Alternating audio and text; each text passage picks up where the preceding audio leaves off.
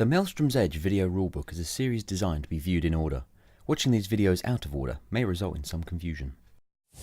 Welcome back everybody. In this video we'll continue to examine the structure of a turn in Maelstrom's Edge, this time focusing on the end phase. The final phase of the turn is the end phase. It's kind of an upkeep phase, and there are a few things you need to do. The first thing you have is the option to destroy your own units. Why would you want to destroy your own units, you might ask? Well, because you might be down to the last model of a unit, or a unit may have a ton of suppression on it like this mature angel, where you know it's going to be several turns before you can do anything meaningful with them. In those cases, if you want, you can simply say, yep, this unit's destroyed. All its suppression goes away with it, and that unit does count as destroyed for all intents and purposes, but what that does allow is that you can now attempt to bring that unit back as a reinforcement in your next turn.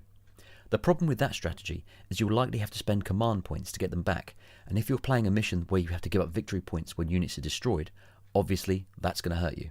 Therefore, it's not always the right choice, but sometimes it's the best choice you have. After the option to destroy your own units, the next thing in the end phase is to calculate victory points that both sides have earned during the turn. We've included these little victory point trackers to help you with this, one for each faction. This is the Empyrean one, and this is the Karist one. Every mission has a mission completed total on the bottom. In this case, it's 17, but you also have to have at least 3 victory points more than your opponent to complete the mission and win the game immediately. If both players prefer, you can keep track of victory points as you earn them during the turn when completing a mission objective, like destroying an enemy unit, for example. But in terms of the game immediately ending because one player completed the mission, that can only happen during the end phase. That's when you check for it. Let's just say that in our game, the Empyreans are doing a lot better because they killed the Tempests in the last turn, so they were up to 10 victory points, and the Karists were only up to 4. We'll say this turn the Karists have earned 6 points, so we need to flip the tracker over, and it brings them up to 10 victory points.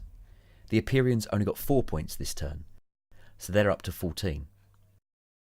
Again, the mission total is 17, so neither side is quite there, but if the Karists don't turn things around soon, the Empyreans are probably going to complete the mission on the next turn. The final step of the end phase, and the turn, is to collect any remaining command points. Matt spent all his command points, so he has none.